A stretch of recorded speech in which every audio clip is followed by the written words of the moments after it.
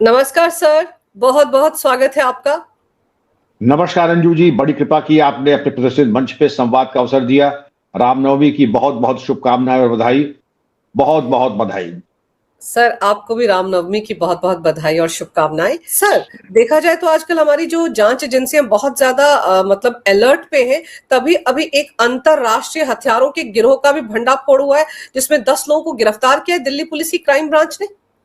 जी, बिल्कुल सही कहा आपने कि ये जो दिल्ली पुलिस का काम है, पहले दिल्ली पुलिस को मैं बधाई दूंगा कि उनके द्वारा इतना उत्कृष्ट कार्य किया गया है।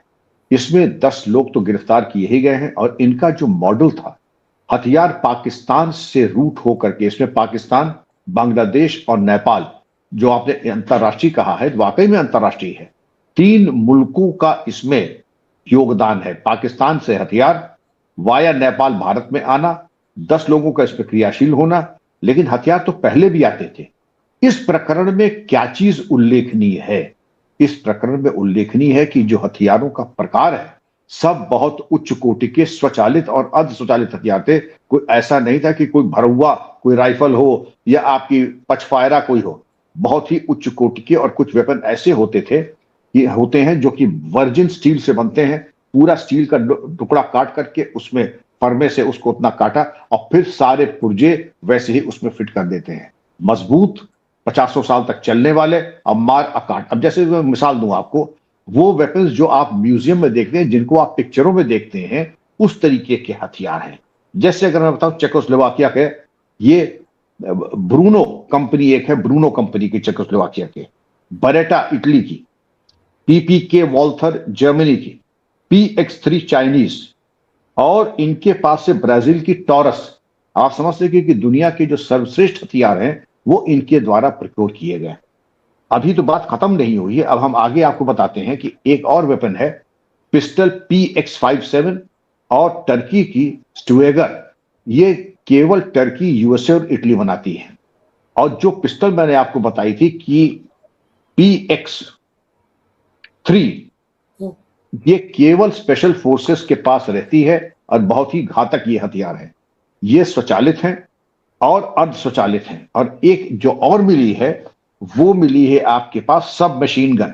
सब मशीन गन, ये मुझे नहीं लगता है कि आज तक कभी इस तरीके से बरामद हुई है। लास्ट टाइम जब बरामद हुई थी तो मेरे कार्यकाल में, लेकिन वो फिर उसकी दूसरा ही प्रकरण था, वो फौज के भगोड़ों से बरामद की गई थी।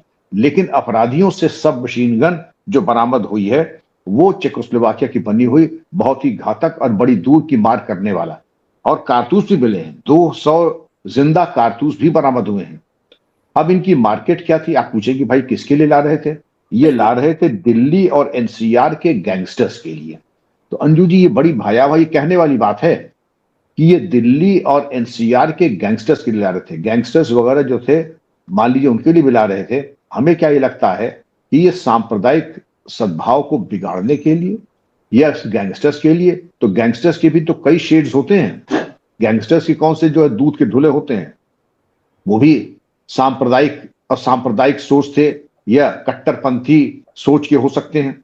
लेकिन इन हथियारों का आना एक चिंता का विषय है। अब मेरे 3 परामर्श होंगे दिल्ली पुलिस को कि इनसे गहराई से पूछताछ की जाए।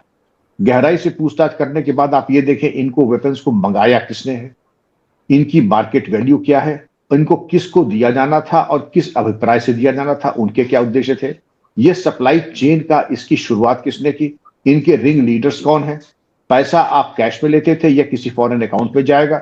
इन तमाम सवालों का जवाब, और ये जो 10 पकड़े गए हैं, इनका भी आपराधिक इतिहास और गतिविधियां पूरी तरीके से जानना जरूरी होगा।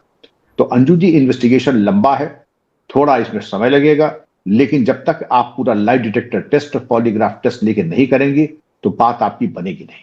सर नेपाल बॉर्डर पर तो चौकसी बढ़ा दी गई है ना, वहां पर जिस तरह से मस्जिदें बनाई जा रही थी, वहां से घुसपैठ हो रही थी, उसके बाद तो वहां पर सुरक्षा के ज्यादा बंदोबस्त किए गए थे। लेकिन आपको लग रहा है कि अगर ये वहीं से आए सर, तो वहां पर भी इसका मतलब घालमेल है? पूरा घालमेल है, वरना हथियार ऐसे आ जाना ये कोई। लेकिन मैं चूंकि इस एरिया में बहुत रहा हूं, ये सैकड़ों किलोमीटर लंबा, 700 किलोमीटर लंबा, ये सिर्फ यूपी का है। अगर पूरे देश का देखें तो ये पड़ जाएगा करीब 1400 किलोमीटर, यहां से लेकर के बिहार, बिहार से लेकर दार्जिलिंग तक इंडो नेपाल बॉर्डर है। और ये पूरा एक तरीके से अनफेंस्ड है और अनगार्डेड है। ये ठीक है, कि हमारे फोर्सेस डिप्लॉयड हैं, लेकिन हम ये कह दें कि ये फेल प्रूफ और फूल प्रूफ है तो ऐसा नहीं है। और इन लोगों के स्मगलर्स का ये अपना तौर तरीका, मोडस ऑपरेंडाई होता है। साम दाम दंड भेद लगा करके विशेषकर कुछ ऐसे एरियाज, पॉकेट्स को चिन्हित कर लेते हैं। कहाँ खीरी से चलिए और आप चले जाइए गोरखपुर, गोरखपुर से सोनौली बॉर्डर, सोनौली दार्जिलिंग तक इतना पोरस बॉर्डर है, कहीं कुछ भी ये लोग अपना सक्षम थे। और ये 10 हथियारों का आने का मतलब ही यही है कि वहां को सुरक्षा को और उच्चीकृत किया जाना आवश्यक होगा, अन्यथा ऐसे हथियार आते रहेंगे और निर्दोष भारतीयों की हत्या होती रहेगी। सर गैंगस्टर्स के लिए आ रहे थे, आप बिल्कुल सही कह रहे हैं, बात गले नहीं उतर रही। इतने मतलब जिसे कहते हैं अत्याधुनिक हथियारों का गैंगस्टर्स को क्या काम सर? गैंगस्टर्स तो ज्यादातर दूसरे हथियारों से जो देसी होते हैं उन्हीं से काम चला लेते हैं। इसके पीछे वाकई कोई बड़ी साजिश लगती है। और जैसे जब से दिल्ली में सर अल फलाह यूनिवर्सिटी का कांड हुआ है, लाल किले पर धमाका हुआ है, उसके बाद से दिल्ली ऐसा लगता है कि ऐसे आतंकवादियों के टारगेट पर है। यहाँ कोई ना कोई बड़ी वारदात करने की फिराक में ये लोग हैं और ये शायद उन्हीं आतंकवादियों से जुड़ा हो सकता है ये हथियारों का जखीरा। अगर मैं आपको केवल अंजू जी नाम बता देता इन हथियारों का, PPK वॉल्थर, बेरेटा, टॉरस और जो ये तो स्मिथ एंड वेसन, और इन हथियारों से एक जनरेशन आगे हैं। और इस तरीके के हथियार हैं और उसमें एक सब मशीन गन का होना ये बताता है कि वास्तव में गैंगस्टर को सब मशीन गन की तो जरूरत नहीं होती। ये किसी और अभिप्राय के लिए आए हैं। ये पूछताछ में मालूम पड़ेगा किनको दे रहे थे। जब ये मालूम पड़ जाएगा किनको दे रहे थे तो आपके सवाल का जवाब का असली जवाब तभी मिलेगा जब पूछताछ में ये बता दें कि ये ए को दे रहे थे या बी को दे रहे थे या सी को दे रहे थे, और पता लग जाएगा पेइंग कैपेसिटी के आधार पर। और पेइंग कैपेसिटी क्योंकि हथियारों का चयन बहुत सोच समझ करके किया है।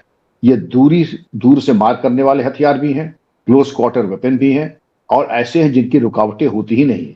किसी ने, हमें लगता है कि जेम्स आर्म्स जर्नल जो हथियारों का इंसाइक्लोपीडिया कॉम्पेंडियम होता है, उसका अध्ययन करने के उपरांत वेपन शॉर्टलिस्ट किए, क्योंकि जो वर्ल्ड के बेस्ट वेपन्स हैं स्वचालित और अर्धस्वचालित 200 राउंड के साथ, वो ला करके दिए हैं। तो ये तो बिल्कुल आपका जो जिज्ञासा है और जो प्रश्न चिन्ह आपने लगाए हैं अंजू जी, वो औचित्यपूर्ण है। इसमें तो ये देखना पड़ेगा कि किस अभिप्राय से ला गया। दूर की मार करने वाले नाइट विजन डिवाइस कंपैटिबल है ये, तो नाइट विजन डिवाइस की आपको क्या जरूरत है? किसकी स्नाइपर आप इस्तेमाल करेंगे? तीसरी चीज ये है कि आपने 200 राउंड तो दिए ही दिए, स्वचालित और अर्धस्वचालित। जहां पर छोटा मोटा काम हो तो अर्धस्वचालित सेमी ऑटोमेटिक, और जहां पे पूरी मार करनी है, नरसंहार करना है, तो पूरी तरीके से स्वचालित सब मशीन गन का इस्तेमाल करेंगे। तो ये तमाम चीजें जो हैं वो यही इंगित करती हैं कि बहुत ही शातिर दिमाग का कोई व्यक्ति जिसके पास पैसे की कोई कमी नहीं है, तो उस गिरोह ने इनको इंपोर्ट किया है। सर मेरा ध्यान तो आपकी उन बातों की तरफ जा रहा है जो हमने अभी कुछ दिन पहले पॉडकास्ट किया था, जिसमें आपको याद होगा वो जो मैथ्यू पकड़ा गया था, उसके इरादे कितने खतरनाक थे। CIA का एजेंट, उसके साथ 6 यूक्रेनी पकड़े गए थे, ड्रोन वगैरह को लेकर जो कुछ वो कर रहे थे नॉर्थ ईस्ट में। सर PM मणिपुर कब जाएंगे, ये उससे जुड़ा हुआ था। और यहाँ जो हथियार आप बता रहे हैं सर, स्नाइपर, दूर से मार करने वाला सब मशीन गन, राजधानी दिल्ली में इसका क्या काम सर? बहुत महत्वपूर्ण प्रश्न है। और आपके उस एक प्रश्न ने जिसमें कहा था प्रधानमंत्री पहले ये बताइए मणिपुर कब जाएंगे, बात हो रही है यहाँ पर किसी बाढ़ की, या प्रधानमंत्री मणिपुर कब जाएंगे, बात हो रही है यहाँ पर ऑयल शॉर्टेज की, प्रधानमंत्री, वो जैसे रामायण में संपुट होता है, पहले भी प्रधानमंत्री मणिपुर। आपने प्रधानमंत्री के लिए वहां खाई और कुएं खोद दिए थे, एम्बुश लगा दिए थे, आप चाहते थे वहां चले जाएं, वो प्लान तो हो गया फेल। अब यहाँ पे स्वचालित हथियार आए हैं, ये आपने महत्वपूर्ण एक दिशा दी है विवेचना को, इसका क्या प्रयोग था? सब मशीन गन का NCR में क्या काम था? सब मशीन गन का NCR में क्या काम था, ये हमें स्पष्ट कर दें। और ये चीज जब स्पष्ट होगी तभी तो मालूम पड़ेगा कि अंततोगत्वा इसमें क्या इसका अभिप्राय था। लेकिन ये चीज जरूरी है जान लेना कि इसमें क्योंकि night vision device compatible weapons हैं, सब मशीन गन भी हैं, और सेमी ऑटोमेटिक भी है और ऑटोमेटिक भी है, तो इसको देखना पड़ेगा कि जो मंसूबा मणिपुर में न पूरा हुआ तो उस चीज को फिर हम वो मंसूबा हम यहां कर देंगे। इसलिए मैं चाहूंगा कि हमारे माननीय प्रधानमंत्री, गृह मंत्री जी, आदरणीय योगी जी, इन सब की सुरक्षा को उच्चीकृत किया जाए, क्योंकि ऐसे हथियार का NCR में होना, दिल्ली में होना, यह सुरक्षा के लिए बहुत ही ज्यादा घातक है हमारे विशिष्ट व्यक्तियों के लिए। इसलिए सुरक्षा एजेंसी को बहुत ज्यादा सतर्क रहने की आवश्यकता है। बिल्कुल सही कह रहे हैं आप सर, क्योंकि ये हथियार आम लोगों के लिए नहीं हो सकते, मासेस के लिए नहीं हो सकते।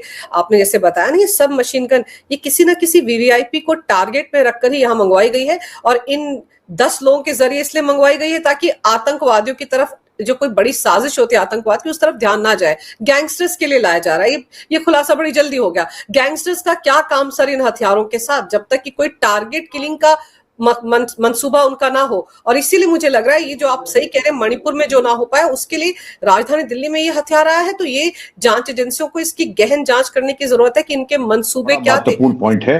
आपके शो देखने के बाद एक रिटायर्ड फौजी ने मुझको फोन करके नंबर ढूंढ के मुझको बताया कि अल्मोड़ा लगभग कुछ वर्ष पहले, अल्मोड़ा में कुछ वर्ष पहले एक तथाकथित फौजी जिसकी कई महिला मित्र थी, यूक्रेन अक्सर आता जाता था, अपने को फौजी कहता था, और उसके फोन में मैथ्यू वॉन डाइक की फोटो थी। उन्होंने जब देखा आपका प्रोग्राम देखने के बाद, तो उन्होंने चिन्हित किया, क्योंकि ट्रेंड फौजी अफसर थे, देशभक्त थे, तो उन्होंने कहा कि सर मैंने उसको देखा। अल्मोड़ा के बाद जब मैंने उससे पूछा भाई आप कौन से फौजी हैं, कहाँ के फौजी हैं, जरा हमें अपना आईटी, उसी दिन से वो भूमिगत हो गया। भूमिगत होने के बाद आज वो एनसीआर में प्रकट हुआ है। और ऐसे लोग अगर 10 साल पहले या 7 साल पहले अल्मोड़ा में मैथ्यू वैन डाइक की फोटो लेके घूम रहे थे, आज सुरक्षा विशेषज्ञ होकर के दुनिया भर में व्याख्यान मारा कर रहे हैं, तो मैं तो चाहूंगा कि ऐसे लोगों की पूछताछ हो। क्योंकि किसी के हमारे मोबाइल में अगर किसी के मान लीजिए उसामा बिन लादेन की फोटो मिल जाए, या हमारे फोन में आपको मिल जाए, जवाहिरी की मिल जाए, तो आपका निष्कर्ष क्या होगा कि भाई आप निहायत अवांछनीय व्यक्ति हैं और आपका कोई ना कोई संबंध होगा। इसी तरीके से अगर आपके तमाम महिला मित्र भी हैं, आप अपने को रॉ का एजेंट कहते हैं, ये भी बहुत ही संदिग्ध है। बहरहाल जितनी बातें आपको मैंने बताई हैं, जिसके आधार पर मैं समझता हूं आपके चैनल को सभी लोग देखते हैं, बड़ी बारीकी से देखते हैं, तो रॉ और आईबी इस चीज को गंभीरता पूर्वक देखेगा। मैंने काफी पर्चे आउट कर दिए, उसके बाद इसकी जांच होनी चाहिए, ये मैं बताना चाहता था। जी बिल्कुल सही कहा आपने सर। और आप कह रहे हैं कि वो आजकल डिफेंस एक्सपर्ट बना घूम रहा है वो शख्स, तो उसकी भी जांच पड़ताल होनी चाहिए। नेम एंड शेम बहुत जरूरी है आज की तारीख में सर। तो पता करना चाहिए कि वो शख्स है कौन, और उसके मोबाइल में कैसे ये तस्वीर थी, कैसे वो यूक्रेन जाता था, क्या लिंक था, और वो ट्रेंड आर्मी का पर्सन था भी या नहीं। ये सारे सवाल है सर, जिनके जवाब तो जांच एजेंसियों को ढूंढने हैं। आप भी और ज्यादा खुलासा नहीं कर सकते हैं, हम किसी को चौकन्ना भी नहीं करना चाहते हैं। और वो जानकारी जो राष्ट्र हित में, उतनी जानकारी ही हम अपने पॉडकास्ट में देते हैं, इससे ज्यादा कुछ नहीं देते। बाकी जांच एजेंसियां तहकीकात करेंगी, पता चले। इस वक्त जबकि आप देखिए, एक तरफ ईरान वॉर चल रहा है, दूसरी तरफ नॉर्थ ईस्ट में सीआईए का एक इतना बड़ा रैकेट बस्ट होता है, एनआईए मैथ्यू जैसे लोगों की गिरफ्तारी करती है, और दूसरी तरफ आप देखिए हमारे देश में सीसीटीवी कैमरे जो है, उनके जरिए भी पूरी की पूरी जासूसी हो रही थी। और अब तो एमएचए को भी आदेश देने पड़े कि सारे सीसीटीवी जो है उनको खंगाला जाए। आपने बिल्कुल सही कहा। 24 और 25 मार्च को बड़ा ही महत्वपूर्ण निर्णय एमएचए ने दिया कि एक एक सीसीटीवी नेटवर्क की जांच की जाए, एक एक सीसी कैमरा का एक सिक्योरिटी ऑडिट। मुझे नहीं याद है कि इसके पहले कभी सिक्योरिटी ऑडिट सीसीटीवी का हुआ था। मनमाने तरीके से सीसीटीवी नेटवर्क लगाए जाते थे। और ये जो आपने बताया है कि स्टैंड अलोन सोलर पावर्ड एक एक सिम कार्ड के ऊपर संवेदनशील स्थानों के ऊपर जाकर के ये सीसीटीवी लगाए जाएं। और सीसीटीवी लगाए जाने के बाद कहां पर लगाए गए? Delhi cantt, Delhi railway station, Sonipat, और अब भुज की बात हो रही थी, और भुज के बारे में जाकर के इन लोगों ने ये कार्रवाई की थी। और कार्रवाई करने से पहले ही इनका खुलासा हो गया। और ये चीज हम लोग डिस्कस कर चुके हैं कि इसका खुलासा बिल्कुल वैसे ही हुआ, ह्यूमन इंटेलिजेंस और टेक्निकल इंटेलिजेंस। जब हमने आपने शो किया था तब तक 12 लोग गिरफ्तार किए गए थे, उसके अगले दिन तक 25 लोग गिरफ्तार हुए। और आज ये बताते हैं कि नेटवर्क दिन ब दिन बढ़ता ही चला जा रहा है। एक लड़की जिसने अपना नाम मीरा, मुझे तो विश्वास नहीं हो रहा कि लड़की का नाम मीरा होगा, अपने को ऑटो ड्राइवर बता रही थी। लेकिन बाद में पता चला कि पहले भी दिल्ली में गिरफ्तार हो चुकी है सब्जी मंडी थाने के अंतर्गत, जिसमें उसके ऊपर हथियार की तस्करी, हथियार की खरीद फरोख्त का आरोप लगा था। तो कितनी शातिर दिमाग की थी। इन्होंने 3 टीयर में इंतजाम किया था। एक तो जुवेनाइल्स को, नाबालिग लोगों को रिक्रूट किया, हिंदुओं को रिक्रूट किया कि नाबालिग और हिंदुओं के जरिए ये सीसीटीवी इंस्टॉल कराएंगे, जिससे कि शक की सुई इन पर ना जाए। और जो बाकी जो ये प्लानर्स थे, ये जो पंचर जोड़ने वाला था, असली इसका ही सारा दारोमदार था। अंततोगत्वा फिर वो बात खुली और 35 लाख के सारे इन्वेस्टमेंट के ऊपर अब पाकिस्तान के आईएसआई जो पीआईओ था उसने इसको प्लान करके ये एक सीसीटीवी का जाल इन्होंने किया। अब आप देख सकते हैं चोर चोरी से जा सकता है, हेरा फेरी से नहीं जा सकता है। तो इन्होंने जैसे गियर शिफ्ट किया है आईएसआई ने, भारत को भी गियर शिफ्ट करना पड़ेगा और कोई भी सस्पिशियस एक्टिविटी होती है उसको हमको अब और बारीकी से, जैसे माइक्रोस्कोप में आपके मैग्निफिकेशन होता है, अगर आपको कोई मोटी चीज देखनी होती है तो उसका मैग्निफिकेशन अलग होता है, और चीज होती है तो मैग्निफिकेशन आप बढ़ाते चले जाते हैं, और जब जीवाणु और कीटाणु को आपको देखना होता है तो मैग्निफिकेशन मैक्सिमम आप कर देते हैं। वही अब चूंकि इनकी गतिविधियां बिल्कुल एक शरीर में जैसे कीटाणु होता है, दीमक होता है, तो आपको भी अपनी स्ट्रेटजी और अपना मैग्निफिकेशन दोनों बढ़ाना पड़ेगा, तब जाकर के इसके हम पकड़ में आएंगे कि क्या चीज हम छोड़ रहे थे, क्या चीज हम नजरअंदाज कर रहे थे। तो भाई और चारे की बातें तो हो गई समाप्त।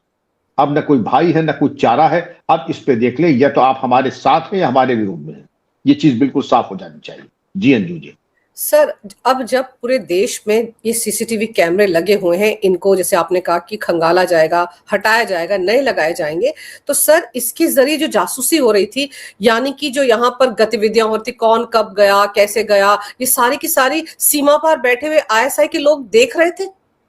रियल टाइम देख रहे थे। Coordinated surveillance real time.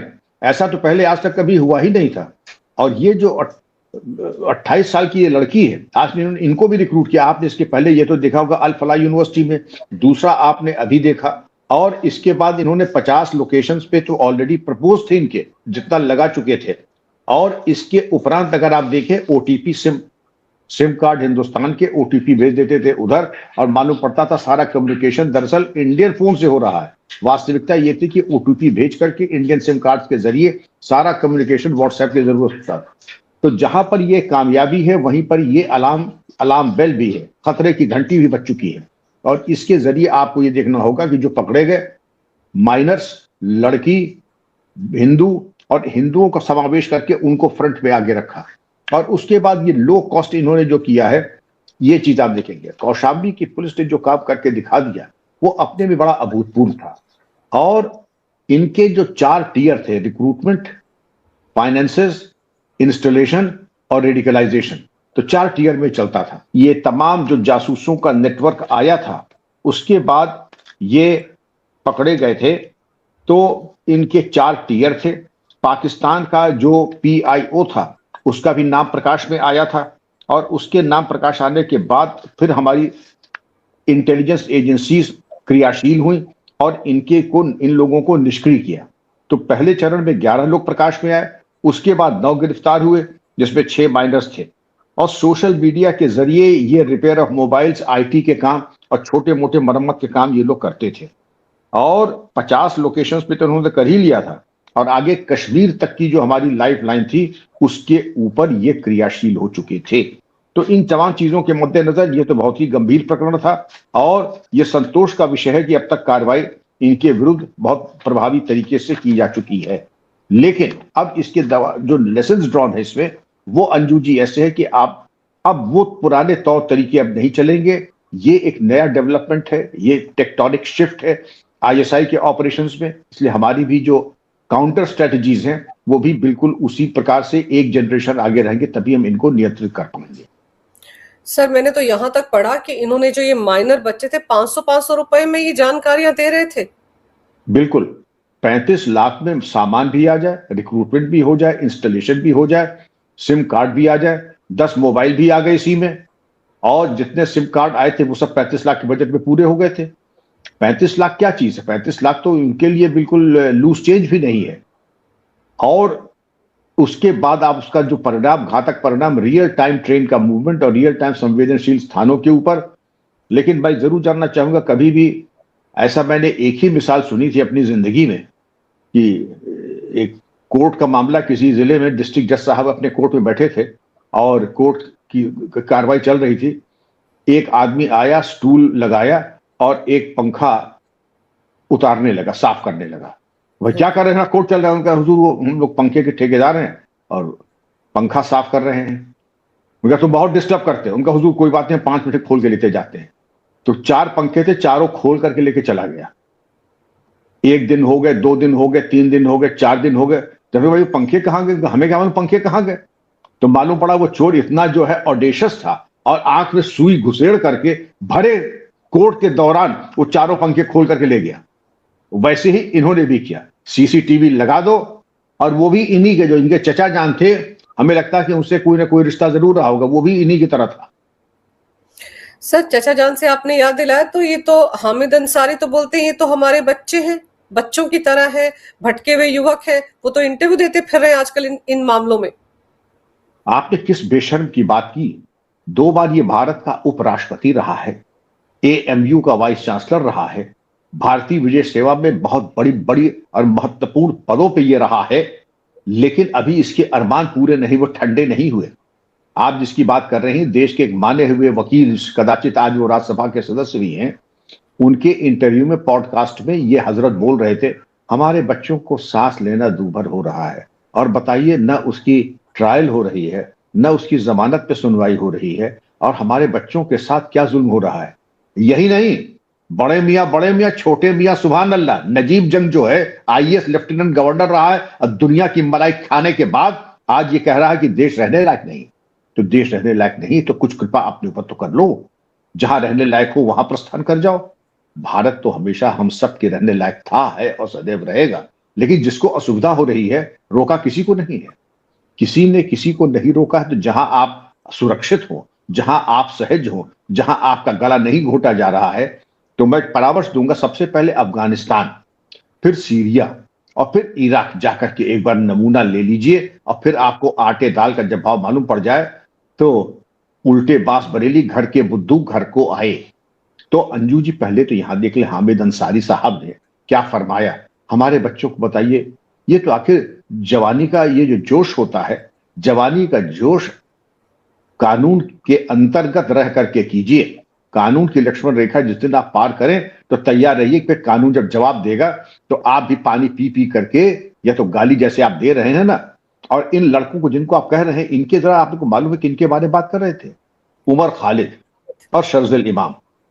Umar Khalid के ऊपर अगर आप देखें तो पहला मुकदमा 2016 सेडिशन केस हुआ था, और जब ये प्रोटेस्ट वगैरह कुछ कर रहे थे जेएनयू में, और अफजल गुरु की फांसी को लेकर के, ये वही गैंग है, अफजल हम शर्मिंदा हैं, तुम्हारे कातिल जिंदा है। तो अफजल के कातिल के जो हमदर्द हैं, मैं तो समझता हूं कि दिल्ली पुलिस ने बहुत ज्यादा उदारता दिखाई कि इनको सलामत जेल भेज दिया। आप ये सोचिए कि कहीं और अगर होते, किसी और प्रदेश में होते, तो क्या ये अपने पैरों पे जाते? ये अपने पैरों पे नहीं जाते।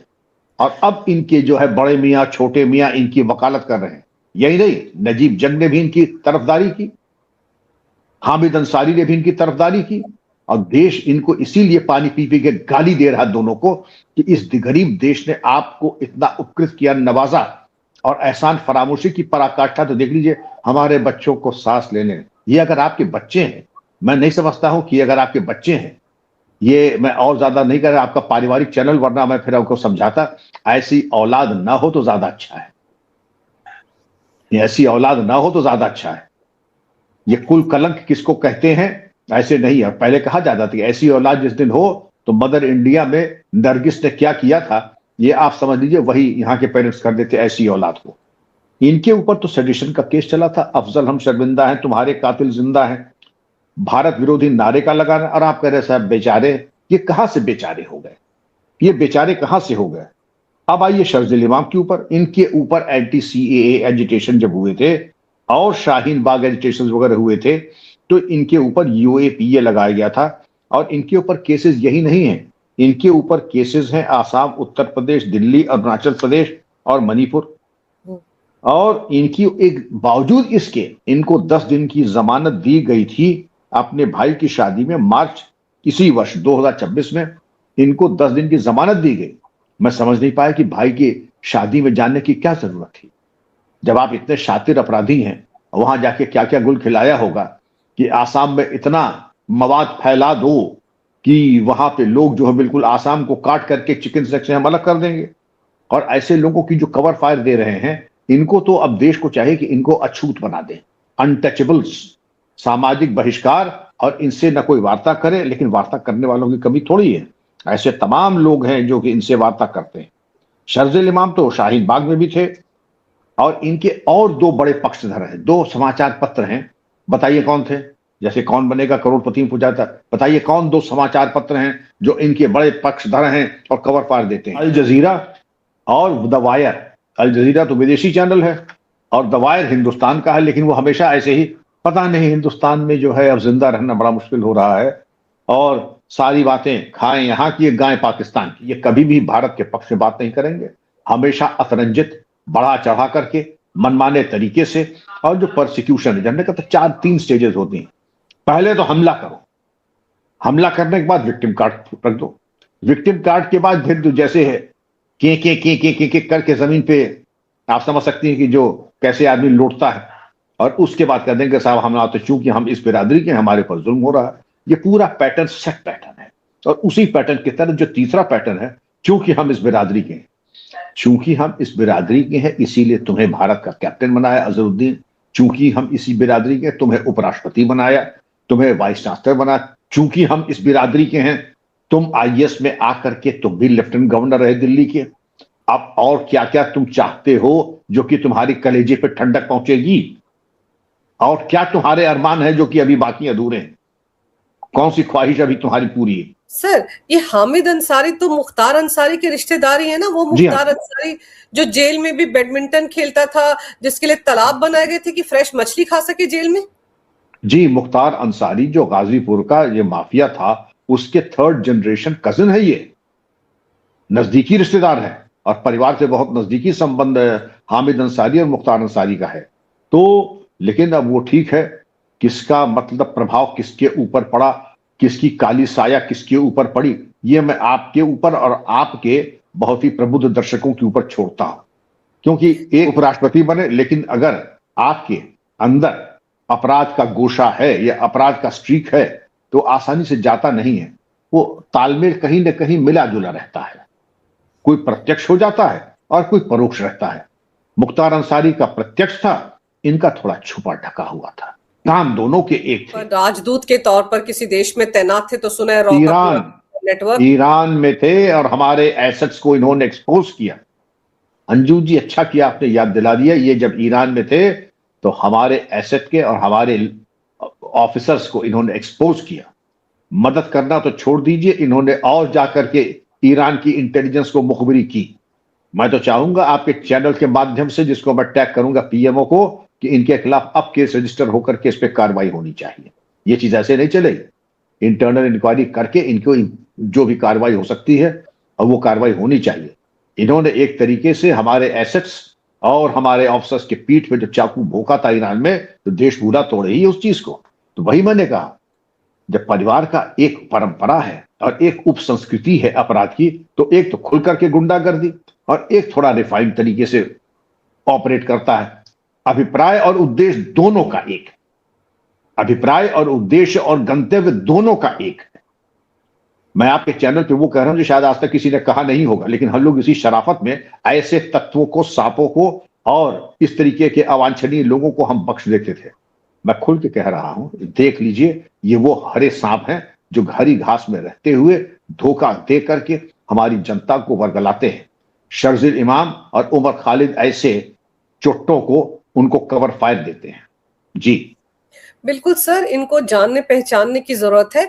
और आप ये सोचिए ना, जो जासूस पकड़े जा रहे हैं उनसे ये अलग कैसे हुए? ये तो व्हाइट कॉलर जासूस है। आपके रॉ के पूरे नेटवर्क को ध्वस्त करवा दिया, मरवा दिया हमारे ऑफिसर्स। तो ये भी तो इन जासूसों जैसे हुए, वो ज्योति मल्होत्रा जैसे ही तो हुए। जब ज्योति मल्होत्रा पिछले लगभग 8-10 महीने से जेल में, तो ये बाहर क्यों घूम रहे खुले में? इनको घूमना नहीं चाहिए। ये ऐसे तत्व जिनको बहुत घुटन हो रही है, तो शायद वहां जेल के खुली आबोहवा में जाकर के इनकी तंदुरुस्ती के लिए बड़ा माकूल रहेगा, वहां जाकर के अपनी सेहत की थोड़ा सा जो उसका ख्याल रखें और जाके और सेहतमंद होकर के फिर बाहर आए। इनके लिए वाकई इनके जो गुनाह है उनके ऊपर जांच होकर के कार्रवाई होनी चाहिए। हमारा बहुत कानून और अमन पसंद मुल्क है, हम कोई आर्बिट्रेरी नहीं चाहते हैं, लेकिन जो हम खुले आरोप लगा रहे हैं इसकी जांच मैं चाहूंगा कि भारत सरकार करे, और जांच करने के बाद इनके ऊपर प्रभावी कार्रवाई जरूर करे, इसके नतीजे सामने आए। एक तो इस तरीके की हिमाकत की, और उसके बाद कह रहे हैं कि देश में जो है घुटन हो रही है, हमारे बच्चों को सांस लेने का मौका नहीं मिल रहा है। और क्या सांस लोगे? काफी कुछ तो पचा गए, सीए एजिटेशन में अफजल हम सरविंदा है, तुम्हारे कातिल जिंदा हैं, और भारत विरोधी तुमने नारे लगाए और ठसक ये कि हमारे साथ जुल्म हो रहा है।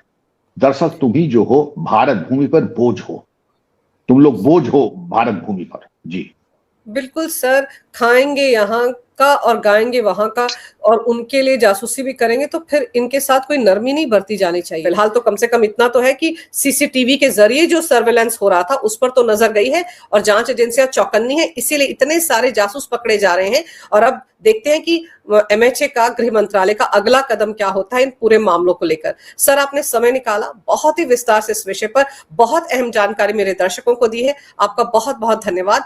नमस्कार, भारत माता की जय, वंदे मातरम, जय हिंद। नमस्कार अंजू जी, जय हिंद, वंदे मातरम, थैंक यू।